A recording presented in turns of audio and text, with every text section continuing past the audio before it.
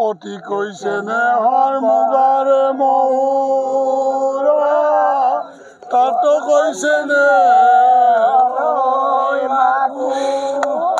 তাত কৈছে নেহৰ বহাগৰ বিহু কনে নাচিম কেনে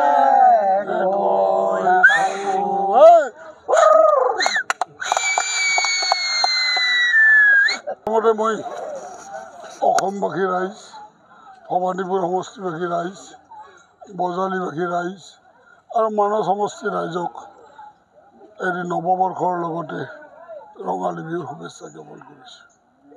প্ৰকৃতিৰ নিয়ম জীৱ জগত আহি থাকিব গৈ থাকিব, কিন্তু আমাৰ পহুমৰা ব্ৰহ্মপুত্ৰ কুল কুলকৈ বৈয়েই থাকিব। সেই প্ৰকৃতি, সেই নিয়ম। আৰু এই আজি প্ৰথম বহাগ বিহু, প্ৰথম দিন গৰু বিহু। সেই প্ৰকৃতিৰ নিয়মতে আমি গৰু ধোৱাওঁ। সৰুকালৰ পৰা প্ৰায় তৃতীয়মান শ্ৰেণীৰ পৰা ইয়াত এই উৎসৱটো পালন কৰি আহিছিলোঁ আৰু আজিও ভগৱানৰ কৃপাত এই উৎসৱটো বৰ সুচাৰুৰূপে পালন কৰিলোঁ। আজি বিহু বুলি এটা বিহুগীত গাই দিয়ক।